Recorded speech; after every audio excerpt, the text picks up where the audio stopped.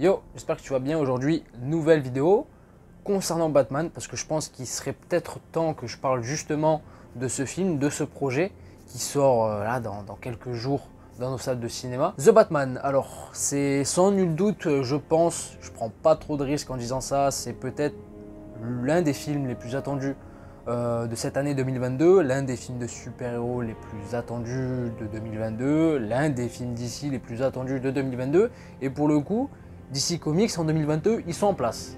Ils sont en place parce que déjà il y a 4 films, The Batman, Black Adam, The Flash, puis Aquaman 2, Aquaman The Lost Kingdom, je crois, pour le titre officiel, mais qui sera sans nul doute déplacé selon moi parce que je pense pas que Warner vont s'amuser à titiller en termes de concurrence un film comme Avatar 2, qui est très attendu, puisque justement les deux films sont susceptibles de sortir dans la même période, et je pense que justement Warner ne vont pas prendre le risque d'aller titiller en termes de concurrence un film qui est attendu depuis plus de 10 ans par beaucoup de personnes. Mais voilà, en 2022, DC Comics est en place et ça va me permettre pour moi justement de parler beaucoup plus de DC cette année, chose que je n'ai pas forcément faite en 2021, mais bon, on va pas se mentir qu'en 2021, niveau actualité, niveau sortie, il y avait quand même un monopole qui était présent chez Marvel plus que pour DC, parce qu'en 2021, en vrai, il y a eu quoi, la Snyder Cut, c'est tout, et à part quelques trailers par-ci par-là, il n'y avait pas vraiment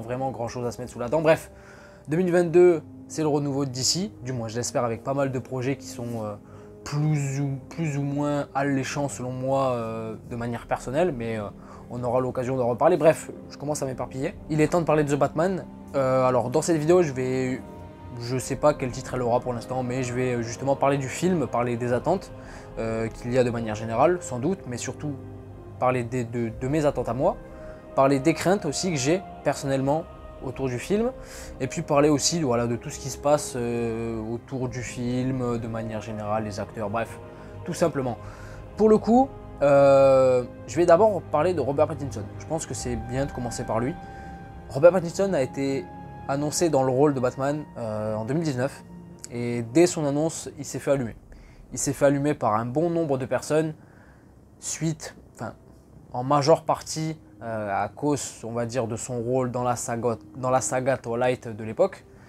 Et j'ai envie de dire, je pense qu'il y a une raison à ça. Alors, je ne suis pas la voix de la raison, mais je pense que, en vrai, les gens qui, pour la plupart, ont allumé la tête de Robert Pattinson quand elle a été officialisée en tant que prochain Batman, les gens qui lui ont craché dessus, etc. Je pense que c'est en majeure partie à cause du fait que depuis Twilight, en fait, Robert Pattinson s'est complètement écarté du cinéma populaire, du cinéma blockbuster, etc. En fait, il n'a pas rien fait en fait depuis Twilight. Il a fait bon nombre de films, mais il s'est plus dirigé vers le cinéma indépendant, le cinéma beaucoup moins populaire, qui attire beaucoup moins le grand public. Et c'est pour toutes ces raisons-là, je pense que justement, voilà, la saga Twilight est une saga qui a été très populaire à l'époque, surtout pour le grand public. Et je pense que ces mêmes gens ne s'intéressent pas forcément, on va dire, aux films indépendants, vers lesquels justement Robert Pattinson s'est dirigé après, on va dire, sa popularité, son explosion avec la saga Twilight. Et justement, pour moi, en fait, le moment où il a été officialisé en tant que prochain Batman, c'est la première fois que certaines personnes, non seulement ont entendu parler de lui depuis la saga Twilight, et c'est pour ça qu'en fait, que dans leur tête, ils se sont sans doute dit que le gars, ben, c'est le même qu'à l'époque. Et ils ne voient pas forcément l'acteur qui a incarné Edward Cullen, je crois. Je n'ai jamais regardé Twilight, mais je me suis un petit peu renseigné pour le coup. Je crois que son rôle c'était Edward Cullen dans Twilight. Ils ne voient pas ce gars-là incarner Batman qui est quand même, je pense, aux antipodes d'Edward Cullen dans Twilight. Donc en fait, c'était la première fois qu'ils entendaient parler de lui depuis Twilight, parce que en vrai, c'était la première fois depuis que Robert Pattinson faisait autant de bruit, quoi. Parce que là, on parle évidemment de Batman, une icône, il fait partie du top 3 des super-héros, on va dire, les plus populaires du monde. Ça dépasse même le cadre de super-héros, ça dépasse même le cadre de pop culture. C'est une icône mondiale, toute culture confondue. Je pense avec Superman et Spider-Man, on peut mettre les trois dans le même sac. Donc évidemment que le prochain acteur qui incarne ce rôle-là fait du bruit. Et d'ailleurs, bon, il s'est fait allumer, mais comme un bon nombre de ses prédécesseurs à l'époque, quand ils ont eux aussi été officialisé en tant que prochain Batman. Ça avait été le cas pour Ben Affleck, je crois que ça avait été le cas aussi pour Christian Bale, et je crois même que ça avait été le cas à l'époque pour Michael Keaton, même si j'étais pas né pour le coup. Voilà, je voulais juste m'attarder sur, on va dire, tout le bad buzz, si on peut appeler ça comme ça, qu'il y a eu autour de Pattinson lors de son annonce, lors de son officialisation dans le rôle. Je sais pas si vous m'avez très bien compris sur cette partie-là, mais j'espère que oui. Ensuite, pour ma part, un avis personnel, j'ai toujours été friand en fait de Robert Pattinson dans le rôle. Parce qu'en vrai, si on s'attarde justement un petit peu plus sur sa carrière après Twilight et qu'on voit justement certains de ses films qu'il a fait, comme Good Time, Cosmopolis ou même The Lighthouse, on voit qu'en termes d'acting, le gars, il se pose là. Je pense justement que dans The Batman, si on aura bien une seule chose à ne pas lui reprocher, ça va être son acting, parce que c'est un acteur incroyable, c'est un British. Les British, voilà, sont, sans manquer de respect aux British bien évidemment, mais sont réputés pour avoir une palette d'acting assez large, donc je pense qu'on n'a rien à craindre à ce niveau-là. Là où justement certaines personnes ont des petites réticences, c'est au niveau du physique, et je pense que j'accorde pas énormément d'intérêt, du moins autant que certaines personnes sur le physique, mais ça a quand même sa petite importance. Après, j'attends de voir véritablement ce que ça donne dans le film complet, nous verrons. Mais je pense pour le coup que Robert Pattinson, et je vais le dire clairement, et je vais sans doute me faire des ennemis, mais c'est pas grave, je pense que Robert Pattinson a le potentiel d'être le meilleur Batman qu'on ait eu au cinéma. Tout film confondu, toute saga confondue, bref, vous m'avez compris, je pense qu'il a véritablement le potentiel d'être le meilleur au cinéma, tout simplement. Même si j'aime beaucoup Christian Bale dans le rôle, même si j'aime beaucoup aussi Ben Affleck dans le rôle, ma préférence tendrait plus vers Christian Bale pour le coup, même si je ne suis pas non plus totalement en accord. Oh là, un petit rototo, froidement, ça fait plaisir. Même si je ne suis pas totalement, on va dire, en accord et totalement convaincu par tout ce qui a été fait justement avec Christian Bale en tant que Batman, mais même dans sa trilogie à lui, la trilogie Nolan, c'est quand même celui que je préfère pour l'instant, du moins. J'espère que Robert Pattinson va le détrôner. Mais en tout cas, pour moi, Robert Pattinson, voilà, je le répète, il a véritablement le potentiel d'être le meilleur. Ensuite, concernant ma hype personnelle sur le film, elle remonte à déjà bien longtemps, bien avant qu'on ait des premiers teasers, des premiers trailers. Déjà, le film hype énormément. Je vais revenir à la genèse de tout ça, parce que c'est Batman. Voilà, le film hype parce que c'est Batman, tout simplement. Et je le répète encore une fois, Batman fait partie du top 3 des super-héros les plus populaires du monde. Donc évidemment, un film à son effigie ou un film qui va le mettre en scène, évidemment, est très attendu. Mais sinon, concernant moi, ma hype personnelle vis-à-vis du film, elle est présente depuis très longtemps, non seulement parce que c'est un projet Batman, mais aussi depuis les dires du réalisateur Matt Reeves, qui est un très bon réalisateur, sans dit en passant. Le jour, je crois que le tournage n'avait pas encore commencé, ils étaient en pleine écriture de script, etc. Enfin, du moins, ils étaient en pleine pré-production. Et je crois que justement Matt Reeves avait balancé lors d'une interview que, avec son film Batman, avec son projet, sur la vision qu'il avait du truc, il allait véritablement traiter le délire enquête, le délire détective, qu'on allait véritablement être au cœur d'un déchiffrage, d'une enquête de manière générale. On allait avoir justement un Batman qui allait trouver la nécessité à aller voir justement plusieurs méchants de Gotham City pour résoudre une enquête bien précise, etc. Et en fait, j'ai tout de suite été hypé quand le mot détective dans une même phrase où il y a Batman a été prononcé pour moi, parce que c'est l'essence même du personnage, c'est l'essence même du comics. On a affaire là au meilleur détective du monde. C'est tout simplement. En fait, tout simplement. J'ai pas d'autre argument. On a affaire au meilleur détective du monde. Et c'est normal qu'on ait justement une essence un petit peu de film détective avec un film Batman, tout simplement. Et justement, lors du premier teaser qui avait été diffusé au DC Fandom 2020, on avait tout de suite ressenti cette ambiance. Pour le coup, alors personnellement, je l'avais ressenti, cette ambiance de polar noir à l'ancienne, film d'enquête, film de détective. C'est véritablement l'ambiance qui se dégageait pour moi de ce premier teaser à l'époque, alors que justement le film n'avait bouclé que 25% de son tournage, je crois, si je me rappelle bien.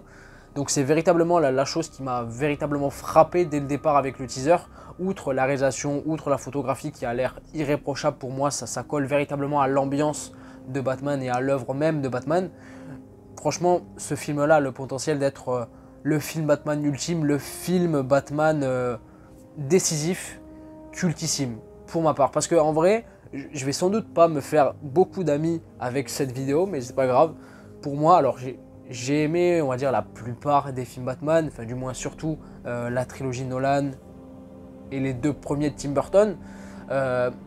Mais pour moi, on n'a jamais véritablement eu le film Batman décisif au cinéma, qui est à la fois accurate aux comics, qui parle aux fans de comics, mais qui est à la fois justement assez accessible pour le grand public et aussi assez crédible, entre guillemets, dans son ambiance, dans son approche. Je sais pas si vous voyez ce que je veux dire. Et celui-là a véritablement le potentiel de l'être, pour moi, le film Batman ultime, le film Batman décisif, la référence pour le perso. Ce que j'apprécie beaucoup aussi avec le teaser et puis même les trailers qui ont suivi après, là on va plus parler au niveau de l'histoire et des personnages. Ce que j'aime beaucoup aussi, c'est l'approche de la folie, le traitement de la folie de Batman et son total dévouement en tant que Bruce Wayne vis-à-vis de Batman. Là on est sur un Batman qui va être dans sa 2e année, on ressent encore le traumatisme, la vengeance qui est en lui, il voue totalement, c'est ça, c'est le bon terme employé, il voue totalement sa vie, même en tant que Bruce Wayne, à Batman. Il est là pour ça, il bouffe Batman, il mange Batman, il est Batman à tous les niveaux, même en Bruce Wayne. Et c'est véritablement ça, moi, qui m'intéresse le plus.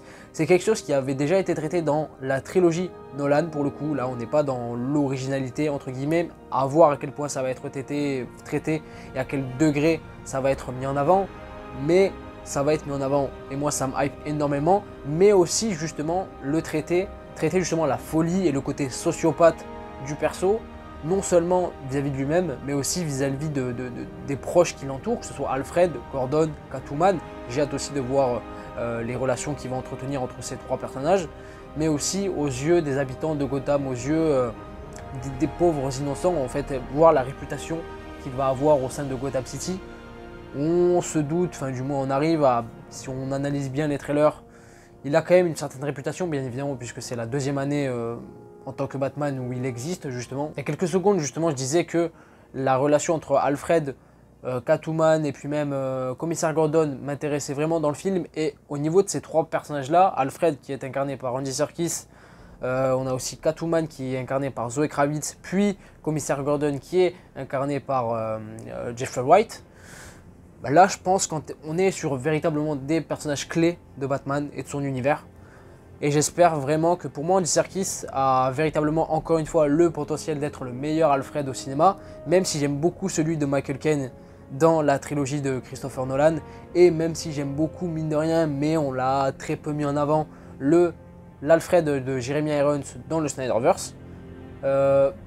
Pareil pour, on va dire, comment il s'appelle, Commissaire Gordon. J'aime beaucoup la version de Gary Oldman dans la trilogie Nolan, j'ai du mal à articuler.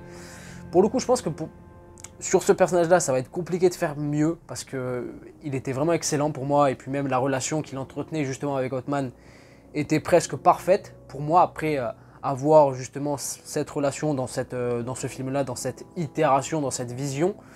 Nous verrons. Et puis Catwoman incarnée par Zoe Kravitz, déjà juste Zoe Kravitz, voilà, je pense, ça se pose là. Mais aussi, va-t-on enfin avoir une véritable Catwoman, on va dire à la fois accurate aux comics, mais aussi crédible et accessible surtout, on va dire, aux yeux du grand public. Pour le coup, alors Catwoman, c'est pas la première fois qu'on va la voir au cinéma, puisqu'on l'a déjà vu dans Batman Returns de Tim Burton, incarné par Michelle Pfeiffer, qui était quand même, je trouve, une Catwoman assez sympathique, du moins c'est pour moi la meilleure. Ouais, ça se tape avec Anna Thaoué dans Dark Knight Rises, mais je dirais qu'il y a plus le délire fantastique chez Burton, même si c'est peut-être un petit peu trop abusé, mais ça c'est dû à l'époque. Bien évidemment, on parle d'un film qui est sorti en 1992, alors que justement dans Dark Knight Rises, qui lui date de 2012, donc 20 ans après, mais voilà, c'est avec la vision de Nolan, il a complètement zappé tout le délire félin, un petit peu fantastique qu'on pouvait retrouver avec Catwoman, même si Catwoman ça n'a rien d'un personnage justement fantastique, elle a juste un fétichisme pour les chats, et justement en fait tout le côté chat, Nolan il a zappé, il a complètement zappé, mais bon ça c'est dû à sa vision, à sa manière d'avoir adapté justement Batman et de son univers, sur le côté très terre à terre et très réaliste pour lui. Et justement c'est une des craintes, voilà je passe directement aux craintes, j'espère que vous me suivez. Je passe directement aux craintes parce que l'une de mes plus grosses craintes, si ce n'est la plus grosse en vrai, pour moi sur ce film, c'est qu'on retombe encore une fois dans la facilité, dans le sens où on retombe dans quelque chose de très réaliste, de très terre à terre, que ce soit par rapport à Batman, mais que ce soit aussi son univers. Parce que ça a déjà été fait justement avec Nolan dans sa trilogie. Mais encore une fois, Nolan, d'accord, je l'ai accepté parce que déjà, qui je suis moi pour ne pas accepter la vision de Christopher Nolan. Mais je l'ai accepté dans le sens où, allez, je me suis dit d'accord, on a vu ce que ça pouvait donner l'univers de Batman très réaliste, très terre à terre avec quelqu'un qui essaie y faire, justement avec Christopher Nolan. Maintenant d'accord, mais sur les prochaines adaptations, etc., je me suis dit, il faut qu'on embrasse, on va dire, le côté fantastique, le côté loufoque de Batman. Alors, je dis pas que Batman et son univers au sein de DC est l'univers le plus fantastique qui soit, même s'il y a quand même du fantastique dans son univers, ne serait-ce que par les méchants. On a du Poison Ivy, Mr. Freeze, on a quoi encore, Bane d'une certaine manière, Solomon Grundy, Killer Croc. On a quand même voilà, des personnages, des méchants qui sont en plein dans le fantastique. Mais voilà, c'est pas non plus à foison. Mais en fait, ce qui est pour moi nécessaire en fait avec Batman et sur la manière et l'approche qu'on veut y faire, c'est de réussir à choper, j'ai envie de dire, le côté loufoque, le côté étrange, le côté bizarre, j'ai envie de dire, de son univers. Allez, un deuxième euro, ça fait plaisir. Pour le coup, pour l'instant, de ce que je vois avec le teaser, puis avec les différents trailers qui sont sortis depuis, je suis assez serein, je suis assez confiant, mais je suis quand même obligé de dénoncer cette crainte-là. Pour le coup, j'attends de voir le film véritablement, s'il y a de la place pour le fantastique, etc. Ou si on est encore une fois dans un délire très fantastique. Enfin non, justement très réaliste et pas du tout fantastique. Je serais un peu déçu. Je serais un peu déçu qu'on retombe un petit peu, que Warner serait tombé un petit peu dans la facilité d'une certaine manière pour refaire entre guillemets une recette qui a déjà marché à l'époque avec la trilogie Dark Knight de Nolan. Je serais déçu à ce niveau-là pour le coup. Une de mes grosses attentes aussi au niveau du film, et j'espère ne pas être déçu, c'est au niveau de Gotham City. Là vous allez me dire pour la plupart, mais pourquoi faire Gotham City, on s'en fout. Non, Gotham City, c'est la ville de Batman. Batman, il n'agit pas dans n'importe quelle ville, et il faut que cette ville ait une putain d'identité. Je veux pas que Gotham City dans ce film ressemble à Chicago, ou ressemble à New York, ou ressemble à une autre ville de la vie réelle. Pour le coup, parce que ça avait été le cas justement chez Nolan, mais encore une fois, Nolan, on était dans un délire très réaliste, etc. D'accord, mais je veux que Gotham City dans ce film ait une réelle identité, qu'on se dise, ah d'accord, c'est ça Gotham City, c'est pas une ville comme les autres, parce que oui, Batman n'agit pas dans une ville ordinaire, pour le coup, c'est la ville de Batman, donc il faut qu'il y ait un minimum de respect sur cette ville-là, pour le coup. Et j'espère véritablement ne pas être déçu justement à ce niveau-là, parce que Gotham City, pour moi, ça a une réelle identité, ça a une réelle empreinte visuelle, mais aussi au niveau de l'ambiance. On n'est pas serein quand on est dans cette ville. C'est pour ça justement que Batman, d'une certaine manière, agit comme ça dans sa ville et aime autant sa ville, parce qu'il est aussi bizarre qu'elle, d'une certaine manière. Et je veux que Gotham City, justement, soit presque, je dis même pas presque, je veux littéralement que ce soit quelque part un personnage à part entière dans ce film, et ce qui devrait être le cas justement dans chaque film Batman. Pour moi, la Gotham City qui se rapproche le plus, on va dire, de ce qu'elle est dans les comics, c'est la Gotham City de Tim Burton dans ces deux films, surtout dans le premier, surtout dans Batman de 1989 avec le Joker en tant que méchant. Pour moi, Gotham dans ce film-là, c'est justement ce qui s'en rapproche le plus, on va dire, de la version papier. Et là, ça me fait plaisir, et j'espère véritablement que Matt Reeves va assurer en fait, ou du moins a assuré à ce niveau-là. Et je vais parler du costume, 30 secondes, parce qu'on parle bien évidemment de Batman, on parle d'un super-héros, et c'est toujours légitime de parler de costume quand on parle de super-héros. Pour le coup, le costume dans l'ensemble, je l'aime bien. Je sais qu'il divise pas mal, mais moi, pour ma part, je l'aime bien. Je suis un petit peu plus dubitatif, surtout sur le masque. J'allais dire la cape, mais la cape encore, j'attends de voir comment tout ça va rendre dans le film et en mouvement, etc. La cape, j'ai l'impression juste que c'est en fait une espèce de bout de tissu qui n'est pas véritablement massif, qui est pas, enfin pas massif, mais qui n'est pas véritablement large ou quoi. Là où justement dans mon imaginaire, moi Batman, il a toujours eu une grande cape imposante, etc. pour vraiment faire l'effet chauve-souris. À voir à ce niveau-là. Mais je suis beaucoup plus dubitatif justement sur le casque. Le casque du Batman, au niveau des oreilles, voilà, je suis un petit peu mitigé. Et puis même sur la forme, la texture du casque, j'aime beaucoup le torse, les bras, les épaules, tout ça. Mais en fait, tu as l'impression que le casque n'a rien à voir avec le reste. Et là, ça me dérange. Après, j'attends de voir. Pour le coup, là on a affaire justement à un Batman qui va être dans sa deuxième année. Il va pas être encore à son prime. Est-ce qu'il va sans doute avoir plusieurs costumes justement dans le film? Peut-être, c'est possible, on parle de Batman. Mais justement, quand on aura justement la suite de ce film là, parce qu'on part je pense éventuellement sur une nouvelle saga, une nouvelle trilogie du moins, il va avoir plusieurs costumes et justement il va évoluer petit à petit. C'est tout l'enjeu aussi d'avoir affaire justement à un Batman qui est dans sa deuxième année et non à son prime encore. Et justement c'est pareil pour la Batmobile, hein. Là où certaines personnes te disent la Batmobile n'a rien de véritablement très spectaculaire comme elle pouvait l'être justement dans la version de Ben Affleck.